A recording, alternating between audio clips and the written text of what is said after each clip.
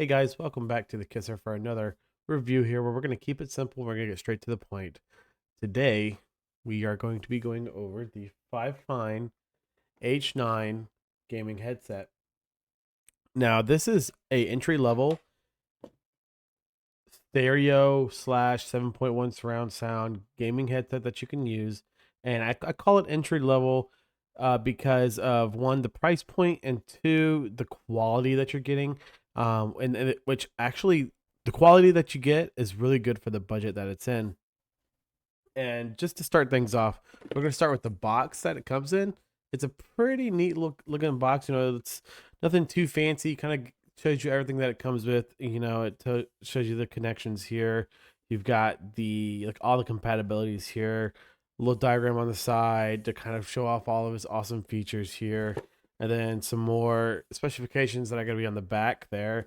And then again, a breakdown of the controller that comes with it, and we'll go over that in the video as well. Now, I'll go ahead and put this to the side. Now, I've been using this for a couple weeks myself. I purchased it because I was running a much more expensive headset, and the audio was actually going out inside of it, so I needed to get something, and I was kind of tight on a budget, and I knew FifineH9 makes pretty good products.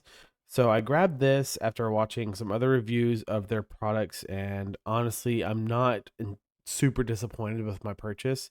It For the H9 versus the H3, the H9 has been good.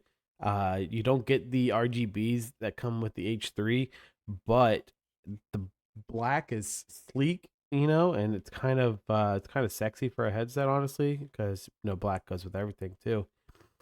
Um, some of the things that really stick out to me, though, that I look for in a headset personally is going to be the earphones. I like it to go over my ears and not to sit on top of them, which these do fairly well with. I could, my ears fit directly inside, which helps me not miss any sound and to muffle out any outside noise. Uh, but having said that, though, I will say that I do wish they were a little bit bigger. I wish the cushions were a little bit bigger. But I have been able to wear these for a couple hours at a time without any issues or any kind of fatigue on my head. As just personal preference. I have not personally had to use the microphone myself. Actually, that's a lie. Rewind that. Bloop, bloop, bloop. As of recently, I have actually started using the detachable microphone for myself for work because I work from home and I get phone calls. I have not had any complaints on that. It is nice though that it detaches for if you use like an XLR mic like I do typically. You can take this off and it kind of gets it out of your peripherals, but honestly, it's not really in the way either. But then another thing that moving on down though, we're gonna go to the very first cord that it's attached to it here. It's a braided line, so it doesn't really get kinked and it stays pretty nice. But it's a 3.5 millimeter. Y'all can see that connection here, and you can plug that directly into your computer or your console controller. But personally, I prefer to stick it into the remote because this is where you're going to get. Let me show you the remote here. This is where you're going to get. You can't really see it that well. Well, this is where you're going to get your audio controls. You can control your microphone. You can control the earphone volume, and then you can also push the button here to turn on the 7.1 surround sound audio. Now, keep in mind that these are smaller earphones, so the 7.1 isn't going to sound theater-ish. Like you're not going to get the epic feedback that you would get from, let's say, like a 50 millimeter driver or anything like that. However, it does add a directional audio that you wouldn't normally get because without it, it's really just stereo. And then these go to a USB, which it's honestly it's just a USB plug. It's feels pretty sturdy, but it's just a USB plug. It's a pretty long cord, so if you have good cable management, good for you. I don't. It comes with a clip on the remote, so you can clip it to yourself like that. So there, sir.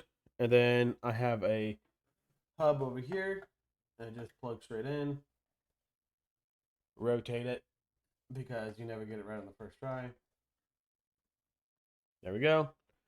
And it's plugged in already. It's ready to go. It's plug and play. There's nothing else additional that you have to do. And well, I lied. There's probably one more thing that you could do, and that's to turn on the 7.1. And you know it's gonna be turned on because the light's gonna turn on. So that's what you get. That's pretty much it. Like I said, it's a pretty simple headset. It's got everything you need. It's got audio. It's got surround sound for when you're playing first person shooters. It's got a quick mute on the side here, right there. It also lays out which side is for the volume for headphones and then for microphone. I mean, it's about as entry level as you can get. For like I said, for the budget, it's pretty solid. It does exactly what I needed to do. Um that's all I got, guys. That's all you really need to know.